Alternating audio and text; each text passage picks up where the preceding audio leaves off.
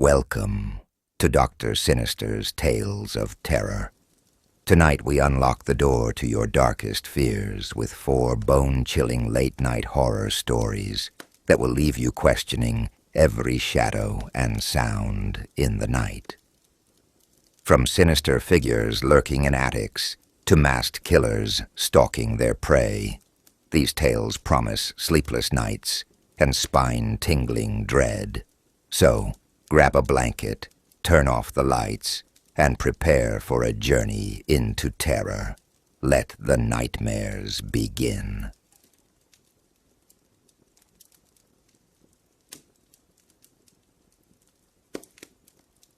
The drive-in theater on the outskirts of town was packed, the cold autumn air alive with the hum of car engines and the buzz of excitement for the latest Scream film. Rachel adjusted her jacket as she glanced at her date, Kyle, who seemed far more thrilled than she was about the movie.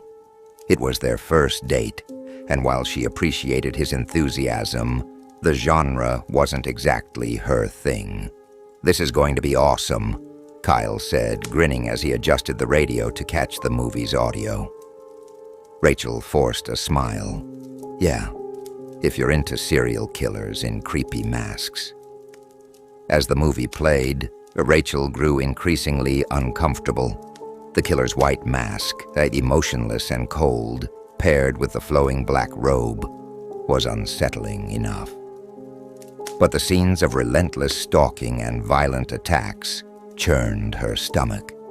Kyle, on the other hand, seemed to find it all hilarious, making jokes during tense moments and imitating the killer's voice to tease her. By the time the credits rolled, Rachel had had enough. "Can you take me home?" she asked, her voice tight. Kyle's smile faltered. "Come on, it's just a movie. Don't tell me you're actually scared."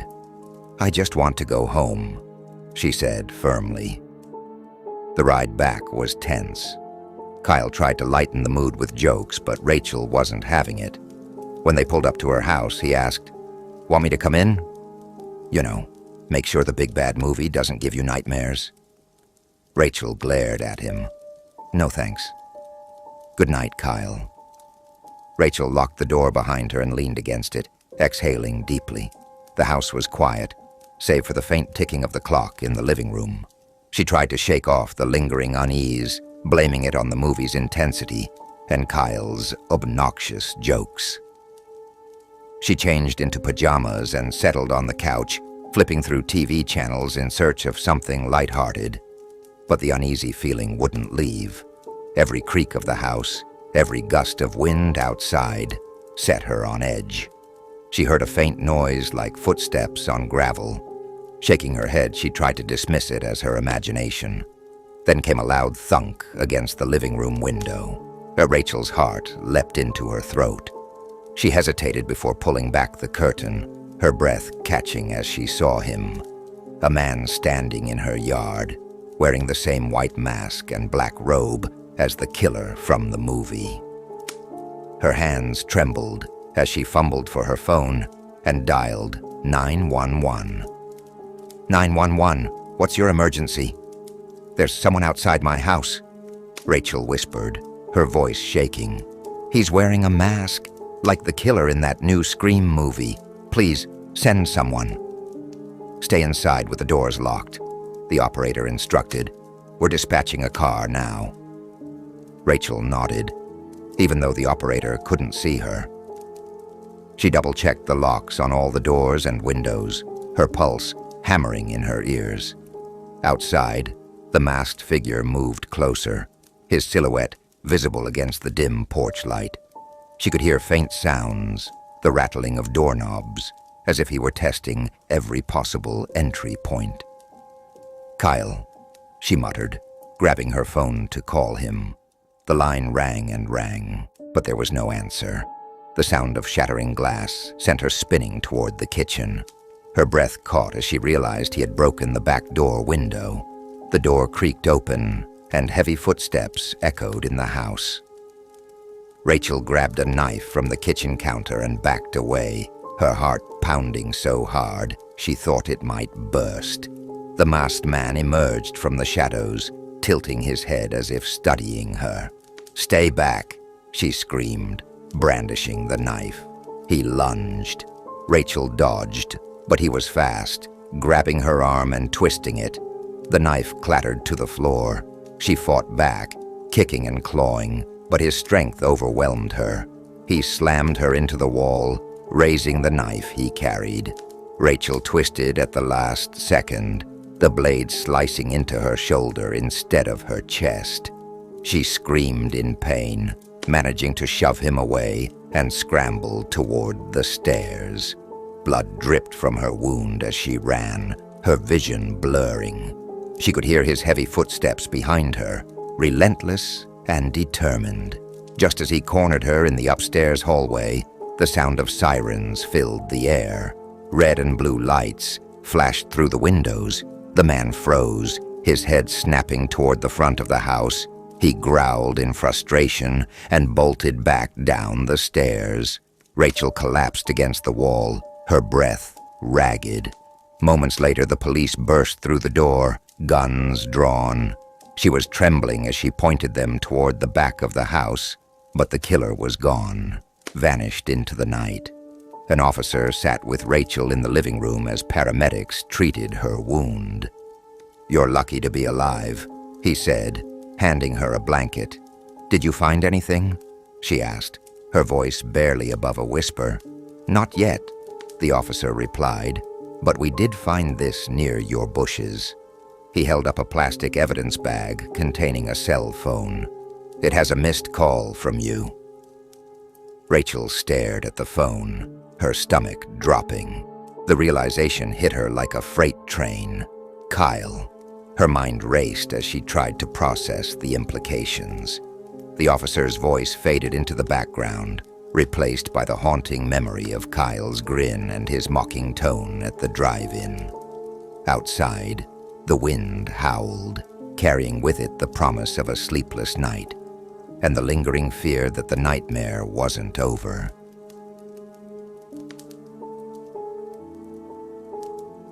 It was supposed to be a chill night. Elise had picked up a fresh stash from a sketchy but oddly charismatic local dealer earlier in the day. She didn't think twice about it. The guy seemed harmless enough. Now, back in her little rental house on the outskirts of Milford, she lit up, stretched out on her couch, and flipped on her favorite late-night horror show. She was already grinning, the soft buzz settling in her mind. Halfway through her first joint, she realized something was missing, her drink. Elise groaned, annoyed at her forgetfulness. Her stash of bourbon was in the cellar. The idea of leaving her cozy spot on the couch wasn't appealing, but thirst won. Tossing the blanket aside, she trudged toward the basement door. The cellar was never a source of fear for her. It was just a dank little room where she kept her liquor and cleaning supplies. But tonight, as she descended the creaky wooden stairs, she felt a strange unease. The air seemed heavier, colder. She grabbed a bottle quickly, glancing over her shoulder as she climbed back up. Nothing. Just her imagination, she told herself. Back on the couch, Elise poured herself a generous drink, smoked another joint, and let the show distract her. The buzz and bourbon dulled her earlier unease, and soon she was laughing at the cheesy special effects on screen. That's when she heard it, the sharp sound of breaking glass. She froze, her heart racing. The sound had come from the cellar. Swallowing hard, she grabbed her phone, a metal poker from the fireplace, and headed back to the cellar.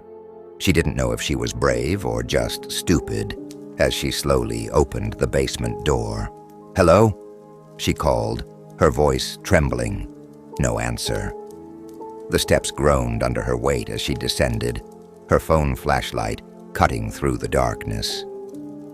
Near the shelves, on the floor, she saw it. A shattered liquor bottle, amber liquid pooling on the floor. She cursed under her breath and backed away quickly, eager to return upstairs.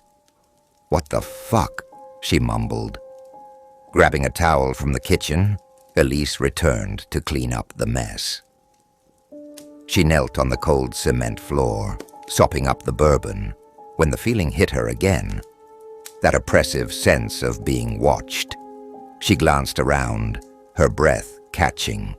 The cellar seemed darker than before, the shadows deeper. "Get a grip, Elise," she muttered, her voice shaky. The lights flickered, then went out entirely. The cellar was pitch black, beside the flashlight on her phone. Her phone light trembled in her hand as she swung it toward the stairs.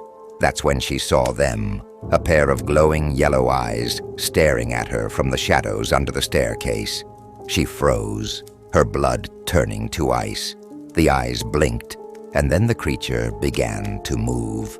A grotesque humanoid figure crawled out from the shadows, its elongated limbs bending unnaturally, its pale, slimy skin reflecting the faint light. Its face was a distorted mask of human and beast, with jagged teeth bared in a grotesque grin. Elise tried to scream, but no sound came out. The creature's long, clawed fingers scraped against the cement floor as it dragged itself closer. "No," she whispered, backing away. Her foot slipped in the spilled bourbon, and she fell hard, her head smacking against the floor. Dazed, she tried to crawl backward, but the creature was faster. It loomed over her, its foul breath hot against her face. "Thirsty," it hissed, its voice a guttural rasp that echoed in her ears. Elise's survival instincts kicked in. She swung the fire poker wildly, striking the creature's arm. It let out a shriek, jerking back momentarily. She scrambled to her feet, slipping again but managing to dash up the stairs. She slammed the cellar door shut and locked it, her chest heaving as she pressed her weight against it. The house was silent except for her ragged breathing. She fumbled for her phone and dialed 911, but the call wouldn't go through. Static crackled in her ears. Then faintly, she heard it again. The creature's guttural rasp, a whispering her name. "Elise." Her stomach dropped. She realized with growing dread that the whisper wasn't coming from the cellar. It was coming from behind her. Slowly, she turned her head. The creature was there, hunched in the corner of the living room, its glowing eyes fixed on her. It grinned wider, jagged teeth glinting in the dim light. Elise screamed as it lunged at her, the sound cutting off abruptly as darkness consumed the house. In the quiet town of Milford, her little house stood in eerie stillness. The late-night horror show continued to play on the flickering TV, the laugh track masking the silence that followed.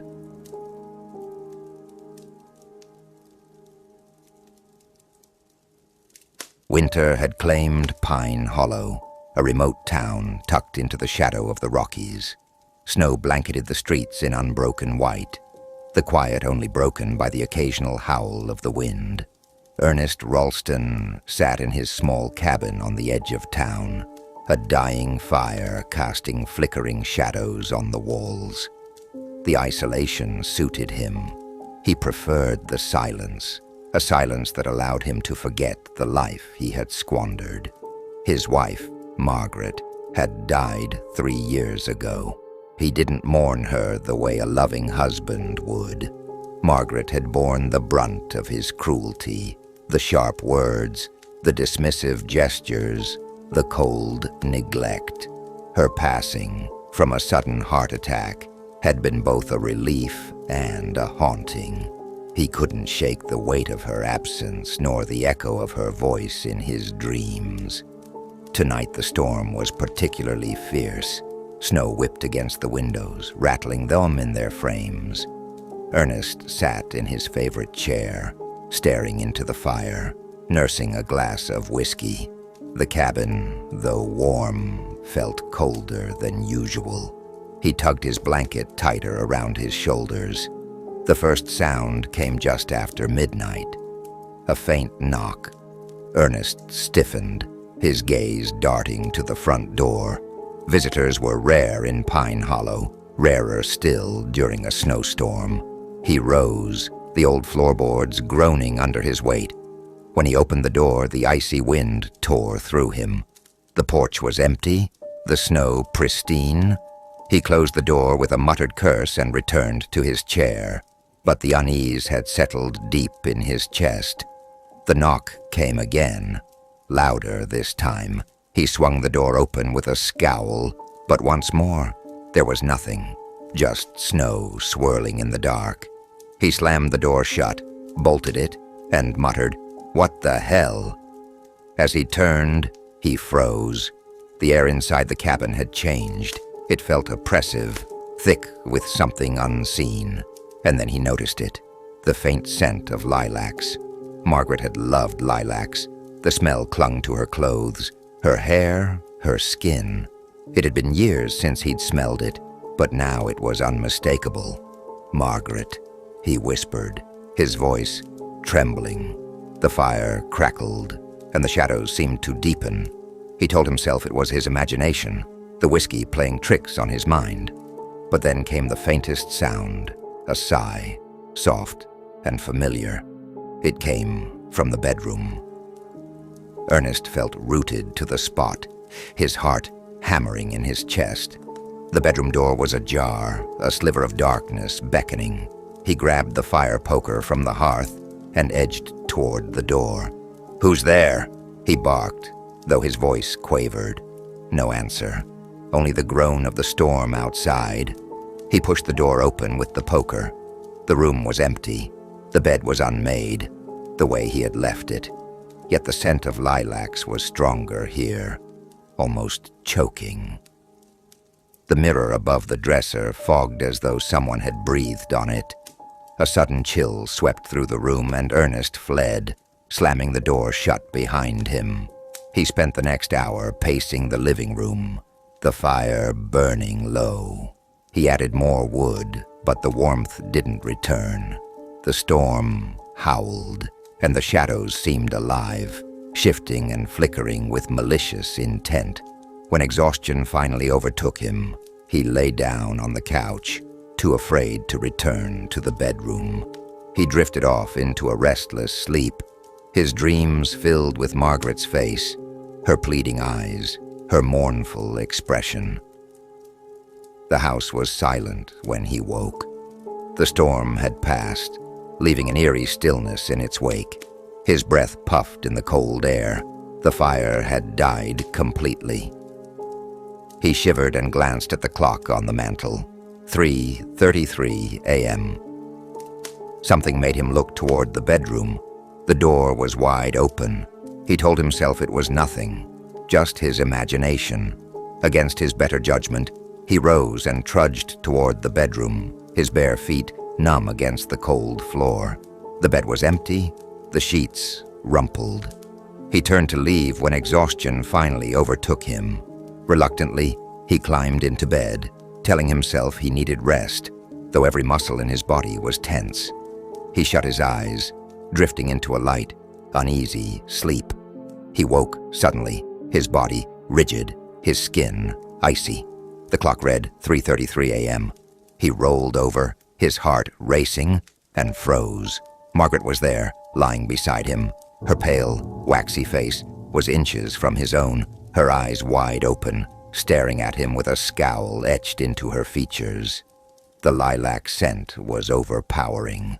Ernest opened his mouth to scream, and the sound tore through the silent cabin. Ernest was found a week later. A postal carrier reported a foul odor coming from his home. They discovered him laying in his bed, with his eyes and mouth wide open, frozen in terror.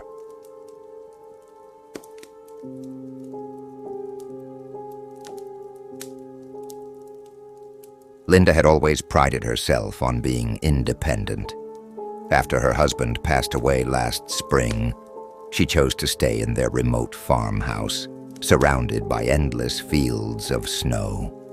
It was lonely, but she found comfort in the quiet and in her golden retriever, Baxter, who rarely left her side. Tonight, As the wind howled outside and snow fell in thick sheets, Linda prepared dinner in her cozy kitchen. The jazz station on the radio played softly, and for a moment she almost felt at peace. But Baxter's low growl broke the spell. He stood by the front door, his ears flat, his gaze fixed on something outside. Linda frowned, setting her spoon down. "What is it, boy?" she asked. The dog's growl deepened, and then there was a knock. Loud, sudden. It made Linda jump, her heart pounding. She hesitated before cautiously opening the door, expecting... she wasn't sure what. The porch was empty, the snow undisturbed. "Must be the wind," she muttered, shutting the door and locking it. Baxter didn't seem convinced. Later, as she washed dishes, Linda caught movement out of the corner of her eye. A shadow passing by the window. She whipped around, her hands trembling. But when she looked closer, there was nothing there, just the snow swirling outside. Her phone buzzed on the counter, startling her. She dried her hands and checked the screen. It was a text from an unknown number. "I see you." Linda's stomach dropped. Another message came through immediately. "Why did you lock me out?" She stared at the phone, her breath shallow. Baxter began barking, his attention now on the back door. The lights flickered, casting the room in eerie shadows before stabilizing again. Linda grabbed her flashlight and crept toward the back door. It was open, just slightly ajar. She knew she'd locked it earlier. Her pulse raced as she slammed the door shut and locked it again. She double-checked the windows and front door, making sure everything was secure. Still, the feeling of unease wouldn't leave her. She poured herself a glass of wine and sat down, trying to calm her nerves. But every creak of the house seemed louder, every shadow more menacing. The power went out just after 10 p.m., plunging the house into total darkness. Linda's flashlight beam danced across the walls as she fumbled to light a few candles. Baxter's growling returned, this time directed at the ceiling. Linda followed his gaze to the attic hatch in the hallway. "No," she whispered, shaking her head. A soft thud echoed from above. Linda's hands trembled as she grabbed the pull cord, lowering the attic stairs. The air that wafted down was frigid and stale. Baxter barked and whined, his tail tucked between his legs. "Stay here," she said, though her voice wavered. The flashlight's beam barely cut through the darkness as she climbed the creaky steps.